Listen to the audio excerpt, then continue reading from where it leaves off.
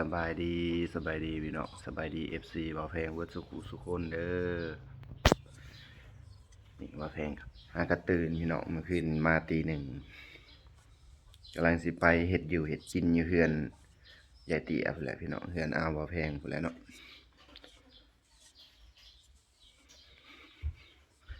จักลูกเพิ่นขึ้นมาฮอดหรือยังพี่น้องเอ้ยลูกสาวลูกชายที่ไปทำงานอยู่กรุงเทพ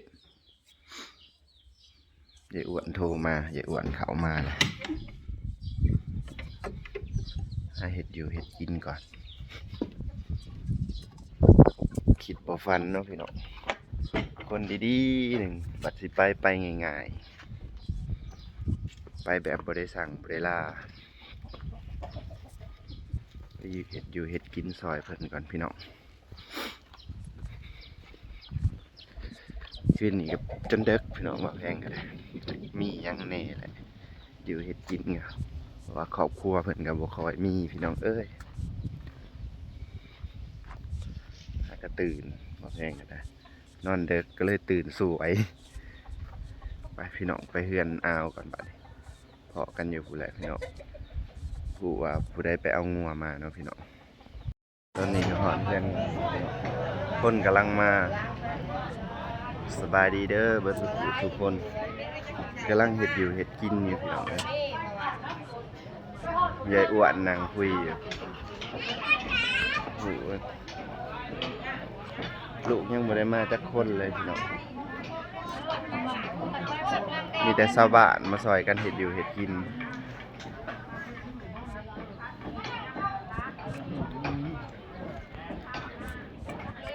บ้านนี้จักไผและพี่น้องเอ้ยสิมาเลี้ยงหลานเพิ่นยันบัวอยู่พี่น้องยันลูกสาวกกอยู่เนาะสิได้ขึ้นมาเลี้ยงลูกเลี้ยงหลาน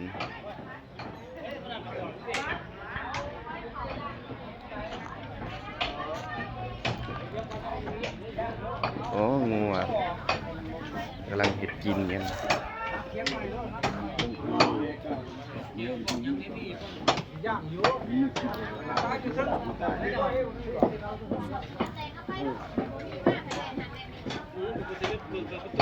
ข้างหลัง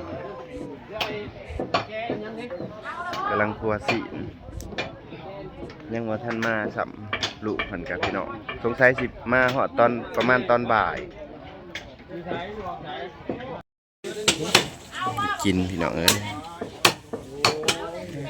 ครัวสิงัวตัวหนึ่ง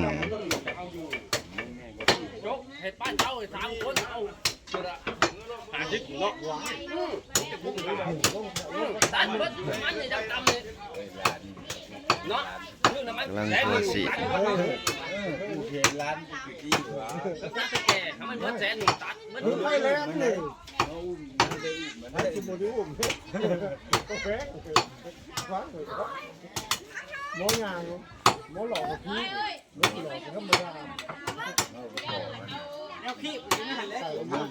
ซอยกันพี่น้อง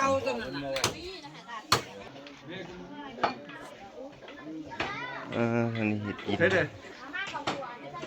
ทีดาล่ะเขาเจ้าพักแต่งกับพี่ลงมาอันแกงมันอย่างน้ำแกงนี่นะกระดูกเดียวมันโยนคนอยู่นั่นให้มาคันเด้น่ะคนอยู่แท้กันแกงขึ้นซ่าได้แมวแดงได้เพิ่งบุกี้ภายนั้นเลยนี่ทะเลขึ้นไปหาท่านไปซื้อยังไงกำลังเห็ดกินพี่น้องเลยนี่ยายอ้วนกำลังมาเห็ดกินได้ไหมเสียงซี่เอาเห็ดเพิ่นไปเสียงว่านนี่นะว่านนี่นะกันที่เท่าไหร่กันที่สองนี่ยุอ่านดูเด้เราเสียงเองละวันนี่ไปเสียงกับไอ้สิแหละได้กันเดียวกันกับไอ้สิแหละไอ้เสียงของเอาเห็ดเพิ่นผู้นอนอยู่ในเลยแหละพระเวทท่านนี่ตัวนี้มันบดีพันิพานคุณสางเผือกสางเป็นไปเสียงซีไปทำบุญเมื่อวานนี่เป็นไปเสียงซีแล้วไปกำแขนวันใหม่ว่าวันใหม่คือแขนใหญ่แท้ว่าสะเบิ้งแขนมึงป้าโทษสัมพี่แข่งกูนี่เพิ่นว่าอยู่ในโรงทานบัดมาย่ามื้อแรกเพราะว่าตาโอ้ยคนสามาเย็นทานทำเขากินทำน้ำความทุกซ้ำศอกให้ ภาพพอ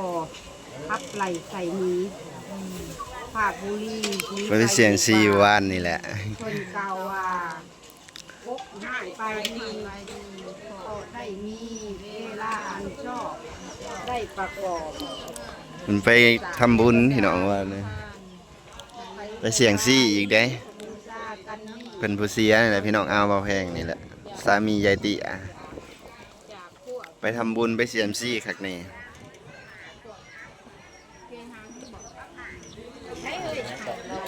เสียงซี่เสียงซี่แล้วเพิ่นไปเสียงซี่ว่านเด้ไปบ่งบุญนั่น สร้างกุศลความดีอย่าขาดทานเลยเสียงที่มาประกาศ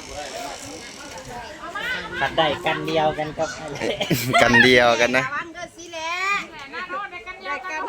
ได้กันเดียวกันอีกได้กันเดียวกันนะ เสียงที่รุ่นเผ็ดกันที่สอง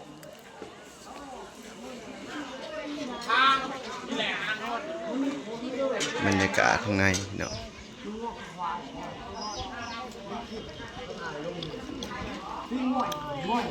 สาวแพงสาวแพงมาเลย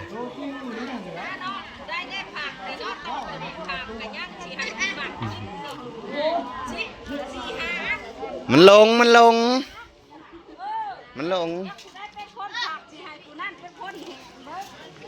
โอ้ยายอ้วนกำลังตบพี่น้องเลยบอกเก่าคัดเจ้าลงกำลังเห็ดอยู่เห็ดกินพี่น้องเอาแพงกันฮะกับควงงัวแล้วเห็ดอันซอยสีแล้วซอยสีแล้วซอยกันพี่น้องเอ้ยมีแต่ชาวบ้านมีแต่พี่น้องซอยกัน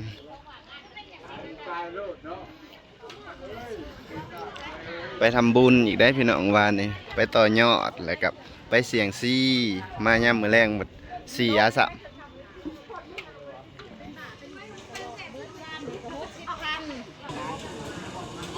คนกำลังมาโมมาทานบรรยากาศ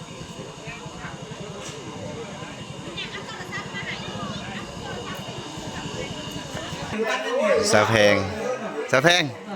เลอะบ่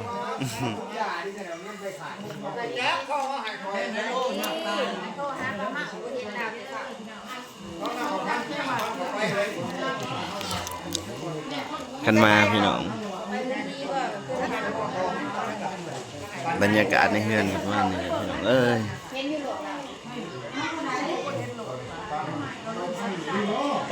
ไปสองกาโลมันก็มีใบพัด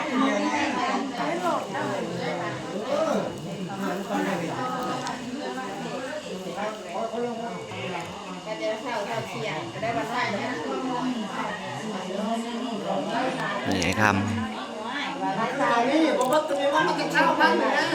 เตรียมเลยพี่น้องเอ้ย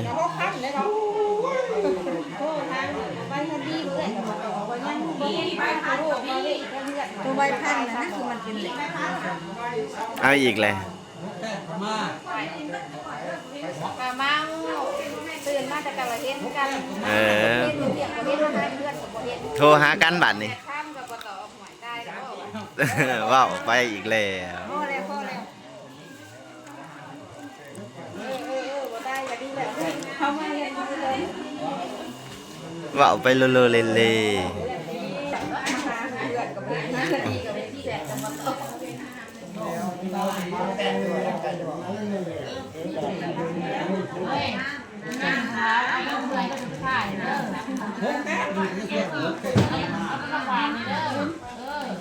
บรรยากาศพี่น้อ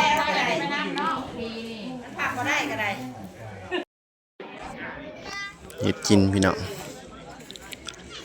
ตัวนี้ต้มสีนพี่น้องเอ้ยต้มสีนโอ้ พอดีระดับนะเดือดแต่แกล้งนี่แหละว่าจะจ้างน้อยหนึ่งกับเพื่อหน้ามันบุก จะไผสิมาอยู่แล้วพี่น้องบัดนี้ยันลูกสาวใหญ่เพิ่นอยู่ประมาณบ่ายพุ่นแหละพี่น้องเพิ่นสิขึ้นมาฮอดตอนนี้กำลังเดินทางมาจากหอดหมุกหรือบ่หอดหมุกหรือยัง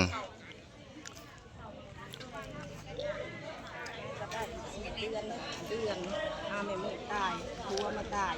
มันติดมันก็ตาย เดี๋ยวเลยบอกป่ะ บัดสิปงพุ่นแหล้ว มะม่วงนะที่ตักแต่ ก็ก็ ม่วงดกเนาะปีนี้ เอามาเขาว่าจะย่อพ่นแล้วก็ย่อ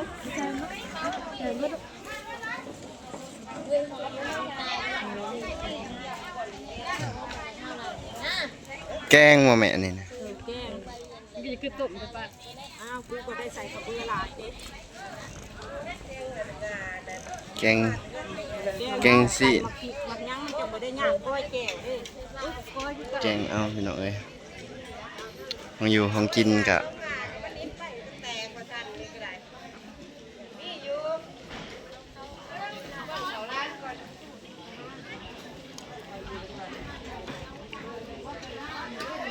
ไปเสียงซี่คักนี่บางคนบ่ได้เป็นหยังเนาะพี่น้องเนาะ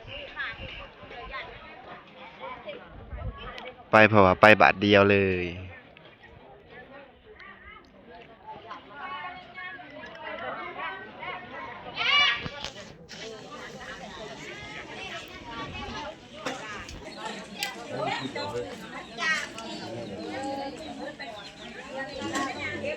บรรยากาศในงานกับประมาณนี้พี่น้อง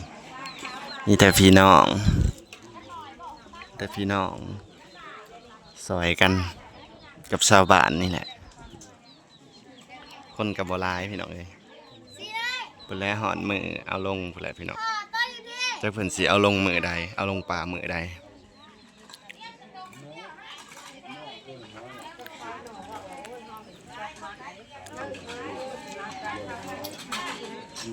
ยี่มันได้ออกมาแล้วเพื่อนเลี้ยงมันไม่คือตัวของเพื่อนเลี้ยงที่เขาสื่อมันสักทีสื่อเขาไม่เข้าใจนะสื่อใครไม่ฝึกก็จะเป็นดอกไม่ได้ว่า